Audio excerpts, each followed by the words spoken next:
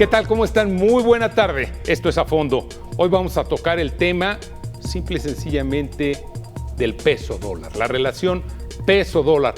Con esta turbulencia económica que sin duda se generó a raíz de la crisis que vivimos todos por la pandemia del COVID-19, pues se llevó en esta turbulencia a la economía mundial. Y hoy podemos ver cómo todavía las monedas no han encontrado su lugar preciso. Y esto nos permite ver, por ejemplo, hoy un llamado superpeso, por ejemplo, aquí en México, y un dólar que, a pesar de todo lo que se dice, sigue siendo una moneda muy fuerte. Y pues bueno, para hablar de esto y más, hoy tenemos una mesa muy rica, con unos especialistas realmente que usted los escuchará y le hará muy fácil entender qué es lo que está pasando en este mundo económico que sigue todavía, como le decía hace un momento, en turbulencia. Y para iniciar, tengo el gusto de saludar y agradecer de antemano que nos acompañe en esta mesa de fondo a Arturo Huerta. Usted lo conoce, lo ha escuchado, ha sabido de él. Es un economista muy reconocido, un hombre que maneja la economía como un lápiz, perfectamente. Bien, Arturo, ¿cómo estás? Bienvenido. Es un gusto tenerte aquí en casa. Gracias por tus palabras, Eduardo. Muchas gracias. No, sin más. Y ahora sí que, como dicen por ahí, al César lo que es del César.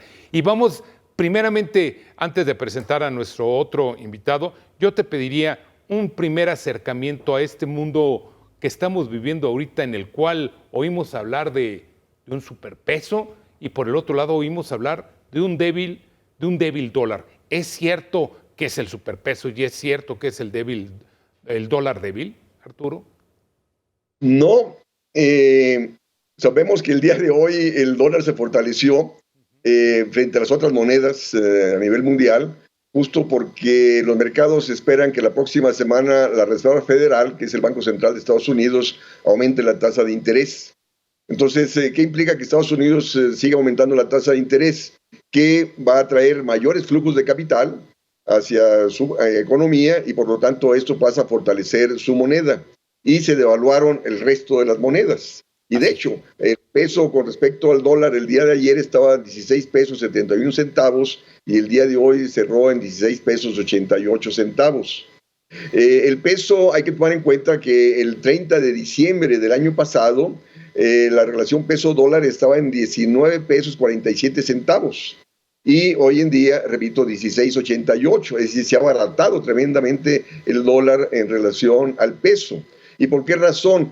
Porque México mantiene un diferencial de tasa de interés con el Banco Central de Estados Unidos. Estados Unidos, su tasa de interés de referencia está en 5.25 y México la en 11.25. Entonces, ese diferencial de tasas de interés atrae capitales, aunado a la entrada de dólares por las remesas que se ha venido incrementando, como por la inversión extranjera directa que está viniendo al país por el llamado nearshoring, este proceso de relocalización de empresas que están estableciéndose en México para exportar a Estados Unidos. Entonces, toda esta entrada de dólares abarata el dólar. Y entonces tenemos una apreciación de diciembre, del 30 de diciembre al día de hoy, una apreciación de 19.33%. ¿Eso qué implica? Que viene a aumentar la rentabilidad del capital financiero que viene al país. Es decir, aquel que vino en diciembre, cambió dólares por pesos, le dieron 19.47 centavos y gana la alta tasa de interés que el Banco de México ofrece y al salir el dólar le sale más barato. Exacto. Entonces gana por los lados. Entonces trae una rentabilidad de 19.33% en estos 6 meses y medio. Increíble. En el cual está. Entonces este peso fuerte que todo el mundo festeja favorece al sector financiero. Y fíjate, Eduardo, y este peso fuerte, dólar barato, que abarata importaciones para bajar la inflación, pero estas importaciones baratas te desplazan a la producción nacional. De ahí que tenemos un pobre crecimiento en los últimos años. Entonces, los productores nacionales pasan a ser desplazados por estas importaciones baratas. Sí, sobre todo que realmente, por más análisis, por más estudios que ustedes, los especialistas, hicieron, pues parece ser que no alcanzaron a pronosticar o nunca esperaron que bajara tanto o que se ampliara tanto la diferencia peso-dólar, ¿verdad, Arturo? Efectivamente, o sea, porque estaba el hecho de esta cuestión del nearshoring que ha traído bastante inversión extranjera directa aumenta la oferta de dólares y cuando aumenta la oferta de un producto se abarata. Entonces ya que se ha abaratado el dólar. Y el Banco de México, a pesar de que la inflación ha venido disminuyendo en el país, que ya la tenemos en 5%, el Banco de México no te baja la tasa de interés, la sigue manteniendo en 11.25, ese diferencial para seguir promoviendo entrada de capitales. Una cuestión a resaltar, Eduardo, es que la economía mexicana requiere entrada de capitales. ¿Para qué? Para financiar el déficit del sector externo, porque la economía mexicana compra del exterior, importa más de lo que exporta, y aparte está el pago del servicio de la deuda. Entonces de ahí que requiere entrada de capitales y toda la política económica es a favor de entrada de capitales. Alta tasa de interés, austeridad fiscal y este peso fuerte. Y Eduardo, toda esta política económica a favor de la entrada de capitales te atenta sobre el crecimiento económico, porque el crecimiento económico te requiere interés, te requiere tipo de cambio competitivo y te requiere incremento de gasto público, cosa que no tenemos. Oye, Arturo, y permíteme que dé el salto en esto rápidamente, y ahorita regresamos a irlo desmenuzando así, pero sigue siendo tiempo para que la gente que quiera comprar dólares lo haga. ¿Tú lo recomendarías como experto? Mira, la cuestión es de que, o sea, lo que yo he venido señalando es que esta paridad es insostenible. Yo tengo libros donde he venido analizando el tipo de cambio y toda apreciación de la moneda, o sea, todo peso fuerte desemboca en crisis. ¿Por qué? Porque nos lleva a déficit de comercio exterior, nos lleva a menor crecimiento económico y la cuestión es que esta situación aumenta la incertidumbre sobre la economía. El mismo capital financiero va a decir, ¿cómo México me va a pagar esa alta tasa de interés en un contexto donde no está creciendo? Y aparte, esa alta tasa de interés, para que venga el capital, está aumentando las presiones negativas sobre las finanzas públicas y del sector privado. Porque el gobierno ha dicho, no, es que el dólar barato abarata el costo de la deuda externa. Sí, necesitas menos para comprar dólares, pero el 85% de la deuda pública es interna. Entonces, este aumento de la tasa de interés a la cual recurres para que el capital venga, te está aumentando el costo de la deuda interna. Y ahí siguen las presiones negativas sobre las finanzas públicas. Entonces, está aumentando la incertidumbre de la economía y todo dependemos de la entrada de capitales. Eduardo, cuando el capital deje de venir, no va a haber viabilidad alguna de mantener esa estabilidad del tipo de cambio, porque México no tiene condiciones internas productivas para mantener esa estabilidad que tenemos, sino es justo por la entrada de capitales, si no tenemos asegurada esta entrada de capitales. O sea, si Estados Unidos sigue aumentando la tasa de interés, pues menos capital va a venir, porque van a estar más seguros invirtiendo allá que acá. Entonces, ahí está el conflicto que sigue de Rusia-Ucrania, que te está aumentando ahora los precios de los granos básicos, vamos a una inflación que va a seguir las tasas de interés aumentando y por lo tanto eso te crea una vulnerabilidad de los mercados de divisas y de capitales, por lo tanto tienden a irse a países más seguros y no al nuestro. Y Arturo, con esto sin duda hoy podemos ver que realmente hablar de globalización es una realidad porque, como tú dices, lo que está pasando en Europa del Este está teniendo repercusiones, pero lo que está viviendo nuestro país, en nuestro vecino del norte, está marcando también sin duda el rumbo de una economía nacional como la mexicana, ¿no, Arturo? Aunque hay que tomar en cuenta lo siguiente, Eduardo. A raíz del conflicto de la pandemia, que bloqueó las cadenas de distribución, porque el proceso empezó en China, China es el principal socio comercial o segundo socio comercial de todas las economías del mundo, dejó de abastecer productos y por lo tanto se rompieron cadenas productivas. Entonces esto está llevando a muchos países a avanzar en el autoabasto. El mismo Estados Unidos anunció una política industrial para producir sus propios semiconductores, avanzar en la sustitución de importaciones y México no tiene política industrial alguna ni política agrícola. México importa el 56% de los granos básicos que consumimos y está aumentando de nuevo los precios internacionales y no tenemos política agrícola, no tenemos política industrial. Y Arturo, pero entonces realmente lo que estamos viviendo en este momento es un espejismo, es un momento, una fotografía que no tiene sustentos sólidos ni tiene con qué sostenerse este dólar, este tipo de cambio. Efectivamente, Eduardo, efectivamente. Mira, yo ya tengo muchos años, tengo 48 años, tiempo completo en la UNAM, tengo un montón de artículos y libros donde he analizado esta problemática del peso fuerte. Recuerdo los discursos de Fox cuando era presidente, decía, la economía mexicana está muy bien porque tenemos un peso fuerte y a la bolsa le va bien, ¿no? Y el mismo discurso del presidente actual, y si estamos muy bien por el peso fuerte, pero por favor, la economía no está creciendo. Claro. O sea, una economía fuerte cuando crece, no por la variable esta del tipo de cambio que se sustenta por entrada de capitales. Deja venir capitales y vamos a una devaluación y vamos a una crisis. Y sobre todo, este tipo de cambio, este diferencial en el tipo de cambio, no se debe a una política estrictamente que haya desarrollado este gobierno, Arturo. No, en absoluto. O sea, para estabilizar el tipo de cambio, la relación peso-dólar, tendrías que tener superávit de comercio exterior, es decir, exportar más allá de lo que importas. De lo que compras. Y una característica de la economía mexicana es tener déficit. Compramos del exterior más de lo que vendemos. Y si se ha estabilizado el tipo de cambio por muchos gobiernos, ha sido por la entrada de capitales. Y de ahí que mantiene una tasa de interés alta para que el capital venga. Mantienen política de austeridad fiscal para evitar presiones de demanda sobre precios. Y también están los procesos de privatización y extranjerización de la economía para atraer capitales y así abaratar el dólar.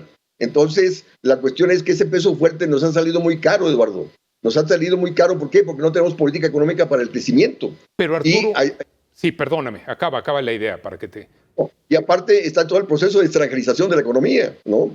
Ya. Es decir, nos hace muy caro, ¿no? Ni tenemos manejo de política económica para crecer y aparte estamos cediendo sectores estratégicos para que venga la inversión extranjera y así tener reservas internacionales para mantener la estabilidad peso-dólar. Ustedes los economistas, la gente que se dedica a este análisis, dice que los datos son duros, la información que te dan los datos son duros y concretos, más allá de los discursos, porque vemos y escuchamos desde pues, gran parte del gobierno federal que este es un gran momento, que estamos muy bien, que la economía es muy fuerte, que tenemos un peso, un superpeso, pero la realidad, como tú lo estás mencionando, pues dista de ese superpeso y de que todo el mundo debería de estar feliz, ¿no, Arturo? Mira, acordemos el periodo de Salinas de Gortari, que venían los ministros de los expaíses socialistas para ver cómo México le estaba haciendo, ¿no? Cómo México estaba creciendo con baja inflación, ¿no? Y terminamos en un contexto de crisis del sexenio. ¿Por qué? Porque fue insostenible esa paridad de 3 pesos por dólar, ¿no? Y igual ahora, ¿no? O sea, la paridad cambiaria, peso-dólar, tiene que ajustarse al diferencial de precios entre México y su principal socio comercial.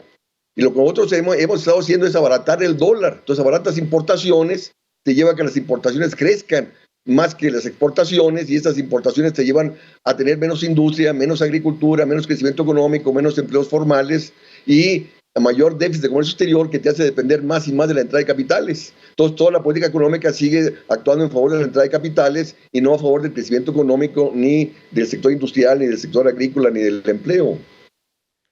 Arturo, pero ¿qué es lo que pasa? ¿Cómo podemos entender cuando el gobierno está pues vanagloriándose de que sigue incrementándose y se siguen rompiendo récords en torno a las remesas que están llegando?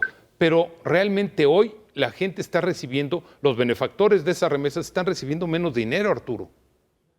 Efectivamente. O sea, repito, en lo que va de estos 6 meses y medio, el valor de las remesas ha disminuido en 19.33%, ¿no? Ha disminuido su positivo.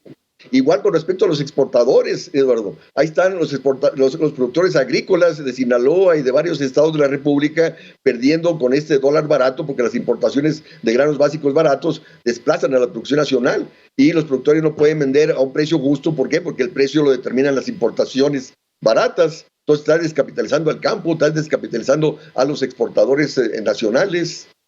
Los mismos aguacateros están protestando. Es claro que esto no es culpa del gobierno, este tipo de cambio diferencial. Sin embargo, sí podemos hablar de que el gobierno se ha quedado corto en las medidas por aplicar, Arturo. Mira, tanta culpa la tiene el Banco de México como Hacienda, ¿no? Ok, porque, a ver, ¿por qué?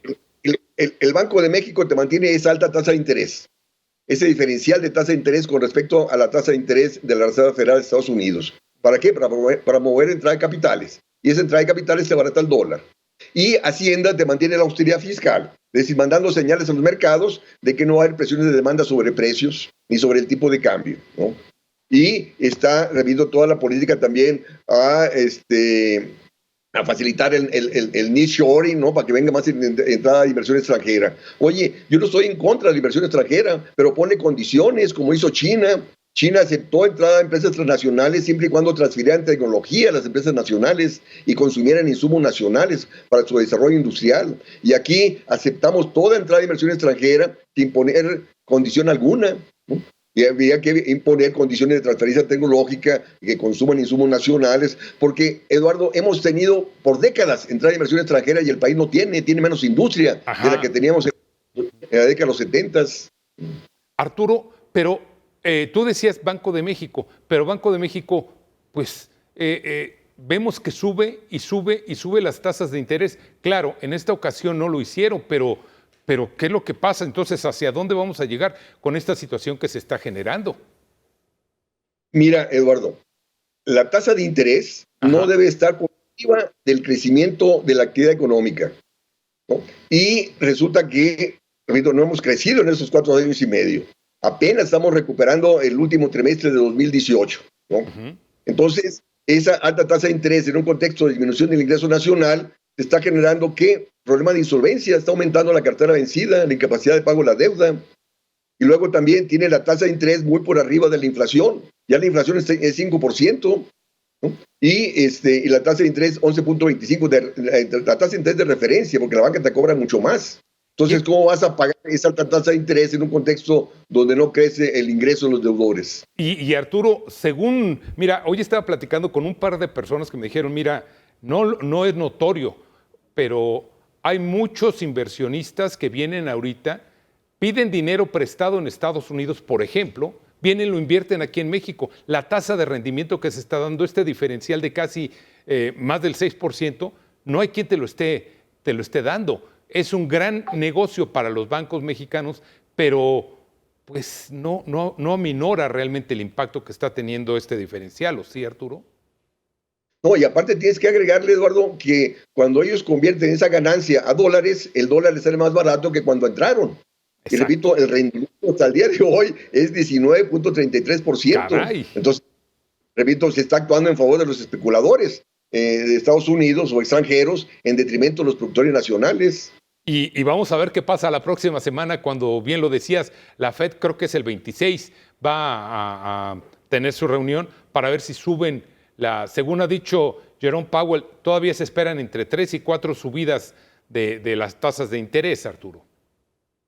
Sí, y a pesar de que ya bajaba la inflación al 3% en junio, ¿no? y la están teniendo en 5.25, es para que la bajaran, ¿no? Repito, porque está originando problemas de insolvencia, de incapacidad de pago de la deuda. Está muy presente esto ya en el caso de los créditos hipotecarios, y también está, como está disminuyendo la industria de la construcción por la alta tasa de interés, está aumentando la renta de las casas, que va a presionar sobre la inflación, y van a seguir manteniendo esa alta tasa de interés para bajarla a toda costa, a costa de llevar a la economía de Estados Unidos a una recesión y a la economía mundial, porque todos los bancos centrales van a actuar igual, aumentando sus tasas de interés. Pero también tenemos que ver, Arturo, tú tendrás la información al dedillo, sin duda, de que esta economía tan frágil o tan incierta, o estos pasos que se están dando en esta economía post-pandemia, realmente han puesto en crisis o en problemas a la economía del mundo. No nada más hablemos de México, no hablemos de Estados Unidos, no hablemos de Brasil, sino que ha sido una economía mundial, yo creo que en crisis, Arturo. Mira, Eduardo, yo ahí habría que hacer diferencias, ¿no? Okay. Porque en el 2020 México cayó más que la mayoría de las economías de América Latina, porque países como Brasil, Argentina, Colombia, Chile, sí incrementaron el gasto público para apoyar empresas, para apoyar a los desempleados, para el combate a la pandemia, y México no, siguió con austeridad fiscal, superávit primario y no endeudamiento. Y de ahí que la caída de la actividad económica en México fue de proporciones. Y claro, repito, y es el primer trimestre del 2023 que estamos superando el Producto Interno Bruto del cuarto trimestre del 2018. Y las otras economías sí han crecido en términos relativos más que la economía mexicana. Y sobre todo si comparamos cómo está la inflación, cómo cómo se ha venido desarrollando, tratando de avanzar en este sentido, que la economía, por ejemplo, de México, pues se ha reducido de un ritmo menor al como se está haciendo en Estados Unidos. Bien lo decías, Estados Unidos está alrededor del 3%, cuando aquí estamos todavía por arriba del 5%. Sí, y a pesar de que México fue el primero en aumentar la tasa de interés, y lo aumentó primero que Estados Unidos, evidenciando de que tú no vas a combatir la inflación con aumento de la tasa de interés, porque tú aumentas la tasa de interés para frenar demanda y así frenar la presión de demanda sobre precios. Pero la inflación en México no es porque la demanda haya crecido, porque el gobierno no ha venido gastando, ¿no?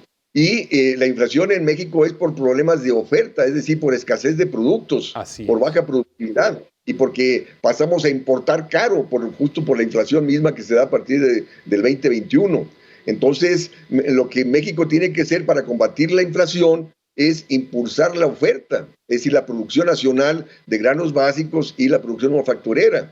Y para impulsar la producción tienes que bajar la tasa de interés y tener política industrial, política agrícola, créditos baratos, subsidios para impulsar la inversión y así incrementar la oferta, encarar los rezagos productivos para bajar la inflación en condiciones de crecimiento económico. Pero eso no pasa por la gente que nos gobierna, Eduardo.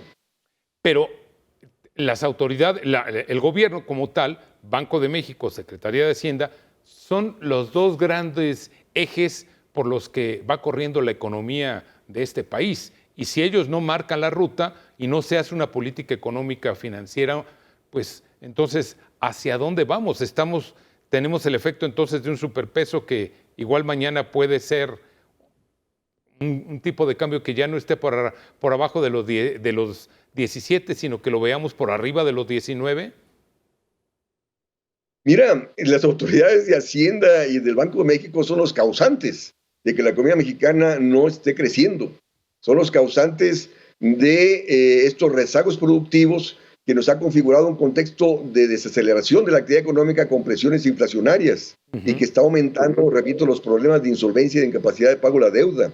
Son los causantes de la crisis que la misma política económica, la situación actual, nos está anunciando para el 2024. Ya.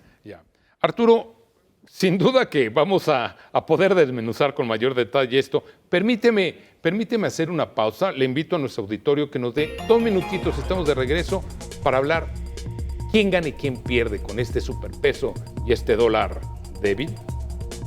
Regresamos.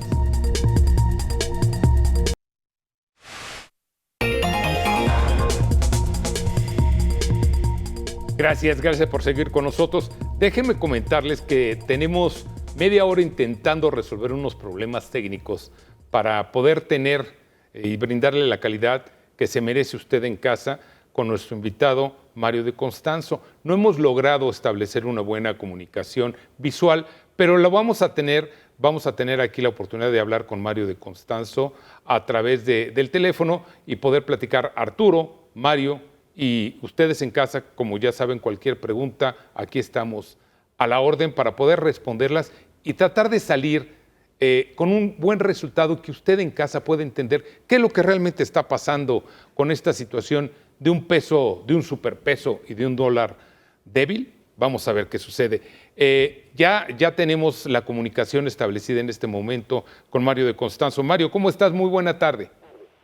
¿Qué tal? Muy buenas tardes. Una disculpa, pero es que en el tráfico pues tuve que estar aquí en el carro y yo sé que es difícil hacer la conexión visual, pero estoy a tus órdenes. Buenas tardes, Arturo. Buenas tardes a todo el auditorio. Te agradecemos mucho el esfuerzo y la dedicación que tienes con nosotros siempre, mi querido Mario. Déjame preguntarte, hace un instante estábamos conversando con Arturo. ¿Realmente es desde tu óptica, Mario de Constanzo, real la imagen que nos han presentado aquí, tanto las autoridades como pues, la misma iniciativa privada, de que tenemos un superpeso y un dólar débil? ¿Tú lo ves así, Mario de Constanzo? Mira, yo creo que no es como lo plantean las autoridades. Coincido mucho con lo que me ha mencionado Arturo, porque hay que ver a costa de qué se está tratando de mantener el tipo de cambio en estos niveles, que para mí se ha hecho más con un fin político que como un tema económico. Y déjame nada más rápidamente repasar lo que comentaba Arturo de la deuda, pues es un hecho, ¿no?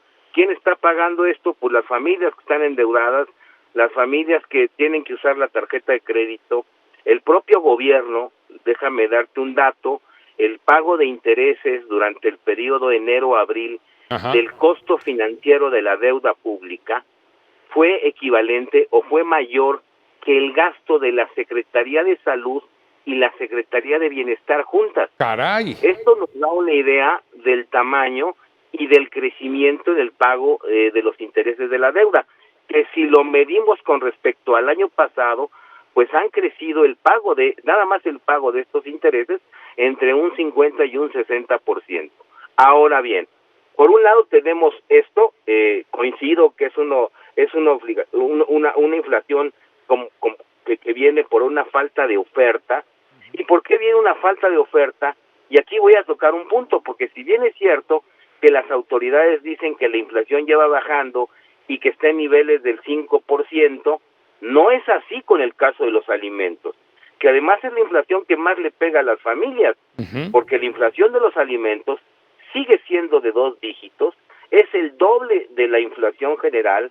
La inflación de los alimentos, según el último dato, anda sobre los 10.8%, es decir, sigue mermando el poder adquisitivo de las familias, y por el otro lado, no se está reflejando a las personas, a las familias, lo que podría tener de ventaja, digamos, un tipo de cambio fuerte. ¿Y a qué me refiero? Si tenemos un tipo de cambio fuerte, pues eso quiere decir que se necesitan menos pesos para importar la gasolina, por ejemplo. Y la gasolina no ha bajado de precio. Cuando en Estados Unidos la gasolina en el último año ha disminuido entre un 20 y un 25%, hoy el precio de la gasolina en Texas, que además es el precio de referencia para México, andará sobre de 12, cuando mucho 13 pesos por litro. Si nosotros hacemos la conversión de lo que le llaman la gasolina, el precio Costa del Golfo, y que es más o menos $3.1 por galón en este momento, si hacemos la conversión, pues vemos que anda como en 12, 13 pesos, y aquí en México se sigue vendiendo en 23, es decir, no ha habido un traslado de este potencial beneficio que podría tener el tener un tipo de cambio más fuerte. Tampoco lo ha hecho en los alimentos tampoco han bajado de precio, es decir, la inflación de alimentos precisamente sigue creciendo a tasas de 2 dígitos. Entonces, digamos, por el lado de los beneficios, pues no hay ningún beneficio para las familias mexicanas. Y por el lado de los aspectos negativos, pues lo están pagando. Las remesas que llegan, pues le alcanzan menos a las familias que reciben remesas. Las personas pagan más intereses por su tarjeta de crédito, por sus créditos hipotecarios, por el crédito de auto, por ejemplo. Entonces no hay un reflejo. Las empresas que requieren accesar al crédito, pues también lo encuentran más costoso. Es decir, tenemos un peso fuerte, pero resulta que en la economía doméstica, en la economía de las familias, pues el peso cuesta más y compra menos. Eso es lo que realmente están viviendo. Lo que está sucediendo entonces, lo englobamos en eso. Es un dólar que aparentemente está más barato, pero en el momento en que lo ponemos en la mesa, como tú bien lo mencionas, resulta que nos sale más caro, Mario. Así es, tenemos un superpeso, pero también tenemos un super huevo, un super frijoles, super tortillas. Super precio de carne, de pollo, claro. Exactamente, entonces a las familias no les sirve de nada el peso fuerte, les sirve, como decía Arturo, a los especuladores, porque si yo vivo en Estados Unidos, si yo soy norteamericano, pues ahorita pido un crédito, me van a cobrar 5.25 por este crédito, y pues simplemente lo cambio a pesos, compro CETES y ya gané 11.25, es decir, gané 6 puntos por no hacer nada. Así es. Déjame comentarte, Arturo, entonces, ¿tú realmente coincides también con la idea de que está politizado este tipo de cambio, a final de cuentas? Mira, de hecho me dejó pensando Mario cuando dijo eso, y efectivamente, el problema es de que en el país predomina el enfoque neoliberal. O sea, toda la gente está a favor del peso fuerte. O sea, tienen temor a la devaluación, pero no dimensionan el por qué se ha logrado ese peso fuerte y a quién beneficia. Exacto. El costo de peso fuerte ha sido el no crecimiento económico, ha sido el mayor endeudamiento y se favorece el sector financiero y se actúa en detrimento del crecimiento económico. Ahí está, la economía mexicana no crece, está generando desempleo, bajos salarios, incremento del costo de la deuda, problemas de insolvencia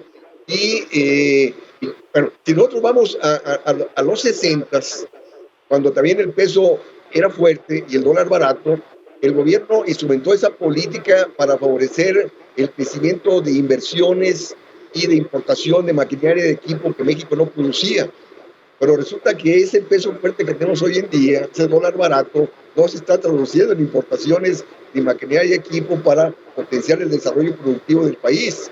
Y no estamos importando granos básicos, fertilizantes, todos aquellos bienes que no producimos. Y repito, y está favoreciendo sobre todo el sector financiero. Entonces, bueno, aparte de la cuestión política, repito, meto la cuestión económica. Que el país depende de la entrada de capitales y de ahí que para que el capital venga y no se vaya, tú tienes que asegurarle la estabilidad de la moneda. Porque si el capital ve expectativas de baraturías, no viene, se va, ¿no? Yeah. Entonces, y que a toda costa se mantiene alta tasa de interés, austeridad fiscal, grandes reservas internacionales, justo para asegurar la convertibilidad del peso al dólar a una paridad estable. Y de ahí, ¿por qué? Porque requerimos entrar capitales para financiar la libre movilidad de mercancías, la libre movilidad de capitales, el déficit del sector externo y el pago de servicio de la deuda. Mario de Constanzo, déjame entonces aquí preguntarte lo siguiente. La industria nacional se está viendo afectada, pero ¿cuánto más va a poder resistir con esta pérdida que está teniendo en el momento en que tiene que comprar, pues en teoría más barato, pero en la realidad le está saliendo más caro? ¿La industria nacional está siendo afectada, Mario de Constanzo? Sí, sobre todo la industria exportadora. Ya hemos visto, por ejemplo, que la exportación de tomate pues está registrando pérdidas. Ya estamos viendo que, por ejemplo, en algunos productos nos estamos quedando fuera de mercado, porque hacia afuera, en materia de exportaciones, si el peso se revalúa, ¿no?, o un peso fuerte, implica que las exportaciones mexicanas, que son importaciones para otros países, se vuelven más costosas.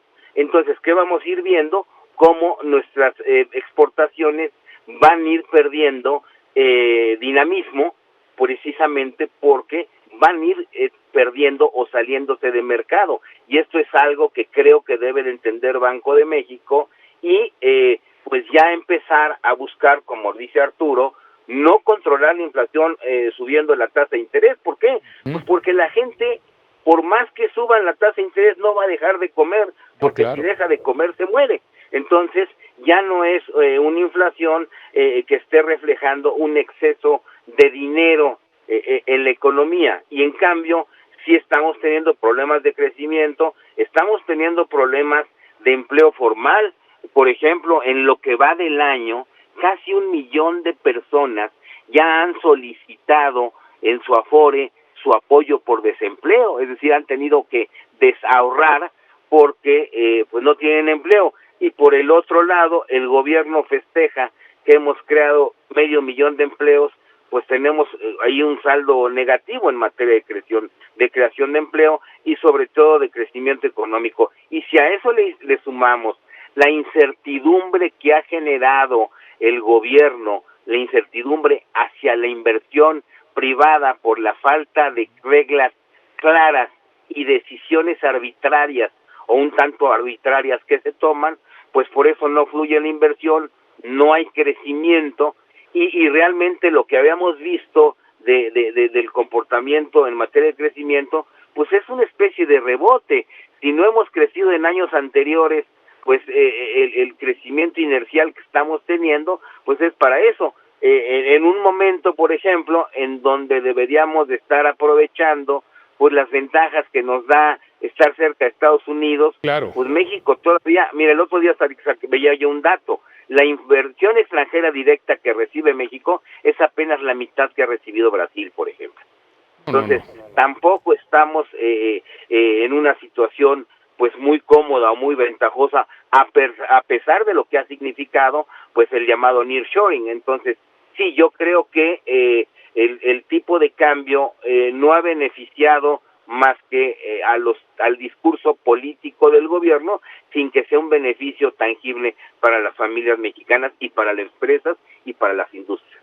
Porque, Arturo Huerta, aquí nos enfrentamos a la realidad de que el campo no está siendo beneficiado, la industria no está siendo beneficiada, la economía personal no está siendo beneficiada, la economía de país tampoco. Entonces, ¿cómo podemos aceptar o cómo podemos entender, más que aceptar, cómo podemos entender el discurso donde nos dicen la economía del país está mejor que nunca? Porque la banca está ganando lo que quiere, Ahí están los datos de las ganancias de la banca rompiendo récords, ¿no? Beneficiada por esta alta tasa de interés y por el peso fuerte. O sea, Hacienda y el Banco de México actúan a favor del sector financiero. Entonces, si la ganancia es mayor el sector financiero que el sector productivo, pues lógico, los recursos fluyen a lo financiero, especulativo, y no fluyen a la esfera productiva, tal como decía Mario, justo porque es afectada por la alta tasa de interés, porque no es competitiva frente a este dólar barato, acciones baratas. Entonces, de ahí que la economía mexicana no crece. Y que esto va a terminar en crisis, no tengo la menor duda. ¿Tú coincides, Mario de Constanzo, que vamos camino a una crisis? Sí, porque mira, va a ser inaguantable, insostenible las cosas como se están dando. Nada más el pago de intereses de la deuda, el costo financiero de la deuda, que te voy a decir una cosa, y ya lo apuntaba Arturo, en algún momento no se quiso reactivar a la economía en la pandemia, diciendo que no se iba a endeudar, que íbamos a mantener los déficits. Bueno, pues yo te diría que por más que se han tratado de mantener, pues la deuda ya ya ha registrado un incremento de 4 billones de pesos, ya va a acabar rebasando el 50% del Producto Interno Bruto. O sea, que ni siquiera has podido contener el incremento de la deuda y por eso el costo financiero va aumentando. Entonces, te van a ir comiendo en tus finanzas públicas estos intereses, te va a ir comiendo pues esta mayor necesidad de importación, por ejemplo, de alimentos,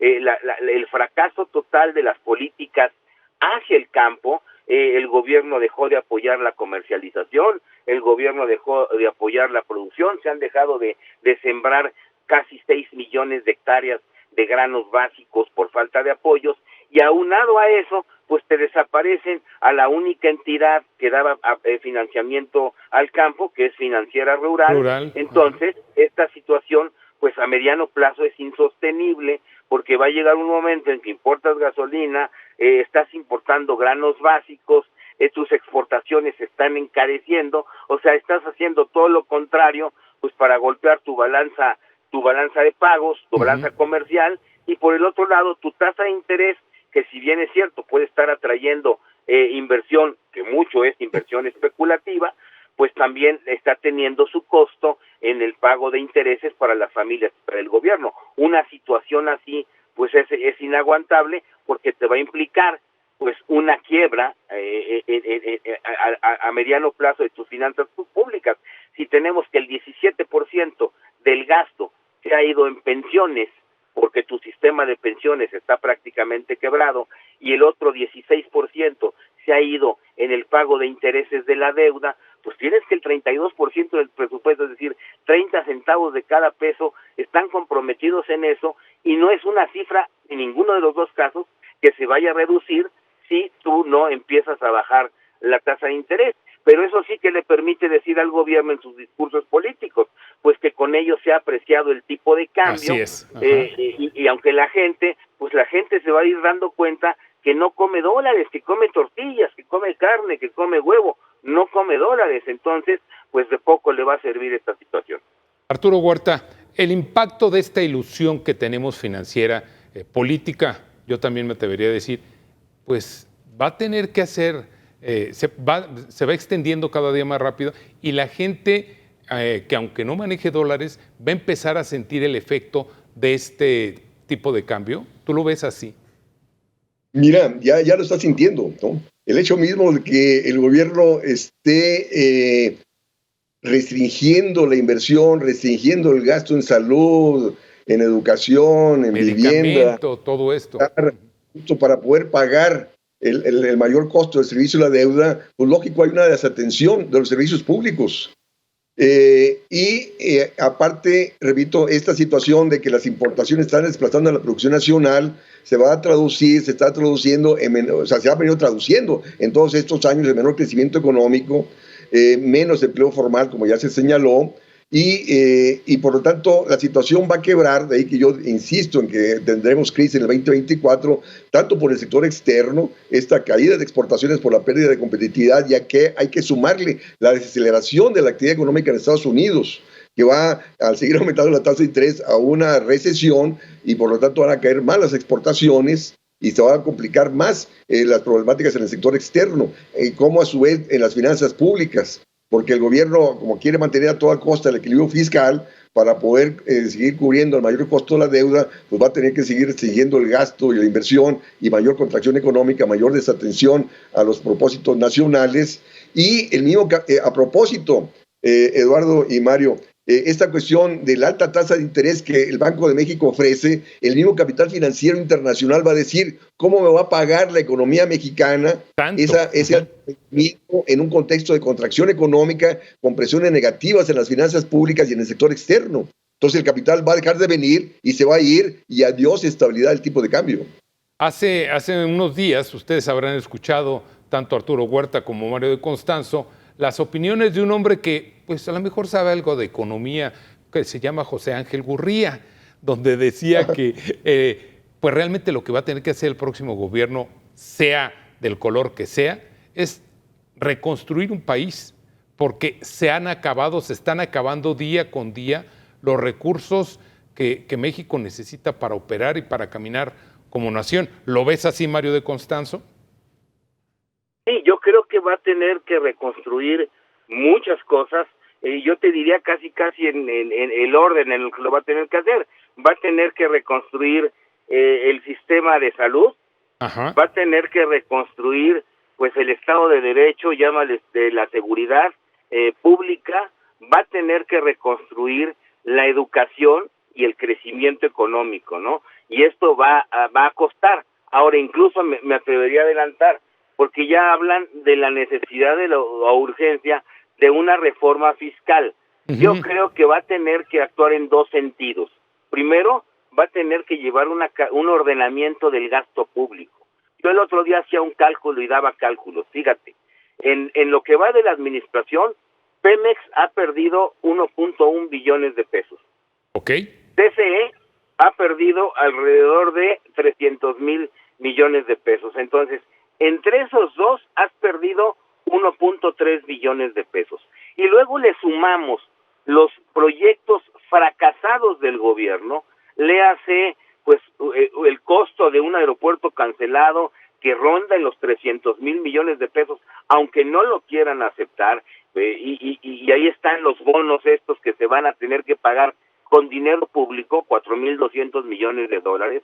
Hay que sumarle el costo del INSABI, que además de haberse llevado 300,000 millones de pesos, han aumentado el número de mexicanos sin acceso a la seguridad social, sin acceso a las medicinas. Ese es otro fracaso del gobierno. Y si le vamos sumando fracasitos como el Banco del Bienestar, le vamos echando números, pues vamos a terminar con que el gobierno ha perdido en esta administración, en estos proyectos, 2.3 billones de pesos. Es decir, más de la mitad del endeudamiento en el que se ha incurrido ha sido por proyectos fracasados.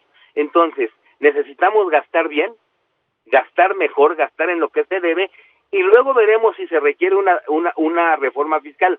Yo pienso que no. Yo pienso que lo que necesita este país es crecer, para que al momento de crecer aumente la recaudación, porque no vamos a hacer pagar a los de siempre más impuestos solamente porque este gobierno pues ha destruido muchos sectores de la economía.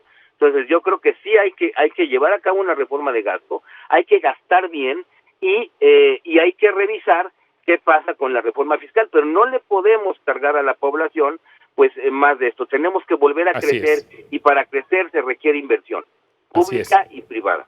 Estamos platicando con Arturo Huerta, Mario de Constanzo, sobre un peso fuerte y un débil dólar, De esto vamos a ver hoy qué es lo que podemos hacer nosotros los mexicanos, los ciudadanos de a pie, pero primero permítanos hacer una pausa y regresamos en un momento.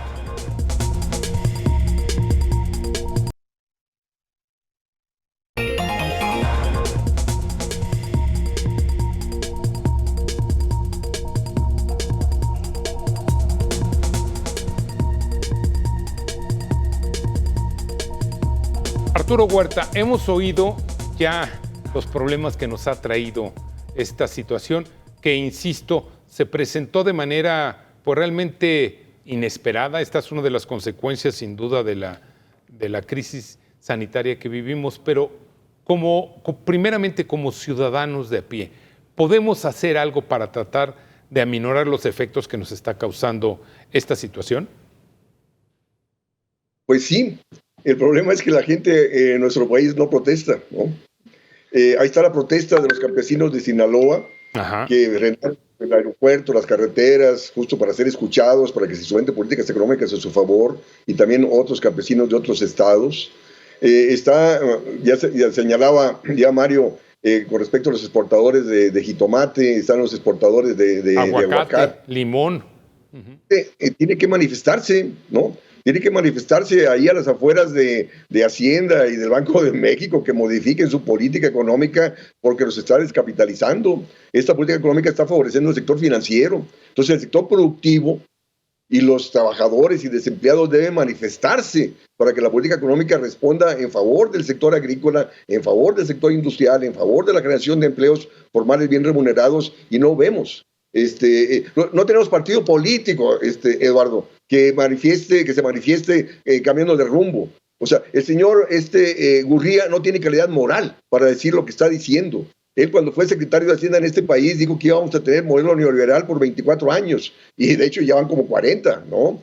Él modelo neoliberal en la OSD, o sea, si hay que reconstruir el país, sí, hay que reconstruirlo, pero hay que dejar de lado las políticas neoliberales.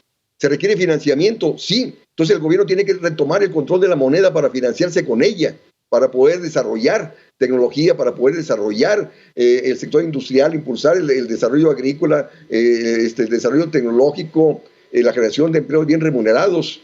Hay que dejar de lado la austeridad fiscal. Bien decía Mario, hay que gastar para poder recaudar. Entonces, por lo tanto, el gobierno tiene que dejar de lado la austeridad fiscal, trabajar con gasto público deficitario en favor de lo productivo, para así incrementar la actividad económica, generar efectos multiplicadores internos para disminuir el déficit de comercio exterior. Ajá. Y al recaudar el ingreso nacional vas a recaudar más y la deuda se paga por sí sola. Pero eso no pasa por la mente de ninguno precandidato a la presidencia para el 2024. Todos son neoliberales. Poner a circular simplemente, como se dice, el dinero, hacer más grande el circulante. En favor de lo productivo. Y el límite del gasto va a ser la inflación. Entonces tú tienes que canalizar ese gasto en el sector productivo para incrementar la oferta, para así satisfacer la demanda y evitar presiones sobre precios y sobre importaciones. Ya. Pero eso no pasa por la mente de la gente que nos ha gobernado. Mario de Constanzo, ¿tú crees que tiene el ciudadano de a pie alguna alternativa para transitar en este momento, pues precisamente que está generándose un tipo de cambio realmente ficticio? Mira, yo creo que quien tiene la llave es el gobierno, ¿no? Primero que todo es el que tiene la llave para romper este ciclo. ¿Qué es lo que yo creo que tiene que hacer el gobierno? Pues primero olvidarse y dejar de generar incertidumbre a la inversión pública y privada. Es decir, necesitaríamos un gran plan Marshall en materia de reconstrucción del país, de reconstrucción de los sectores pues que han sido prácticamente destruidos, ¿no? Ese es por un lado. Y fíjate que con malos resultados. El otro día veíamos la publicación de el índice de productividad y de competitividad. Y fíjate cómo los estados que tienen menor competitividad están en el sur, y es donde el gobierno ha metido la mayor parte del presupuesto estos últimos 5 años. Entonces, el hecho no es construir un tren turístico, el hecho es darle mantenimiento a todas las carreteras del país, a todos los puentes, etcétera, etcétera. Entonces, el gobierno tendría que hacer esto. Nosotros como familias, ¿cuál es el consejo y qué podemos hacer? A ver, olvidémonos ahorita de estar tratando de ser mini especuladores, diciendo, pues hay que comprar dólares. No, yo creo que las familias, primero, tienen que evitar endeudarse, porque el dinero está muy caro. Muy caro. Entonces, dejar de usar un poco la tarjeta de crédito, consumir lo necesario, precisamente para tratar de generar un ahorro, y en todo caso, pues aprovechar el ahorro en cuanto a estas altas tasas de interés. No endeudarnos, el endeudarnos es muy grave en este momento, o el tener un desequilibrio en nuestras finanzas, precisamente por la situación. Deben de tener muy presentes, el dinero es muy caro y compra muy poco. Entonces, nos conviene precisamente comprar lo necesario y ahorrar pues para lo que pueda venir. Esto es lo que tiene que hacer la población, ser muy cuidadosa en sus gastos, y el gobierno cambiar esta política económica. Si no, no veo cómo. Tenemos que volver a utilizar a la banca de desarrollo precisamente como un agente promotor de las inversiones. La banca de desarrollo tiene 5 años o más prácticamente dormida, cuando ahorita tendría que tener un papel fundamental para estar reactivando la producción, que es tan importante en este momento, porque además se está juntando otro elemento de este cóctel explosivo. Hoy, ¿cuál? Precisamente con lo que ha pasado en Rusia, del bloqueo a las exportaciones ya de comida de Ucrania, a la amenaza de bombardear y de torpedear los barcos ucranianos o los barcos que estén comerciando, hoy ya empezaron otra vez a subir a nivel internacional el precio del maíz, el precio del trigo. Esto implica que en el corto plazo la comida va a seguir subiendo. Entonces, tú imagínate que como respuesta para contener esas presiones inflacionarias, el Banco de México suba más todavía la tasa de interés, pues es patinar sobre lo mismo. Entonces, creo que sería una muy mala señal a una complicación que parece que no se ha visto que ya está en puerta. Muy bien, pues quiero agradecerte mucho, Mario de Constancio, tu participación, tu ayuda, tu aportación a este programa. Arturo Huerta, estamos como siempre muy agradecidos por esa facilidad y esa manera que tienes de comunicar y de hacer muy digerible cosas tan difíciles como los datos económico-financieros. Arturo Huerta, muchas gracias. Mario de Constanzo, muchas gracias. Pero sobre todo, gracias a usted por habernos permitido entrar a sus hogares. Pero no se vaya, más información aquí en Mega Noticias.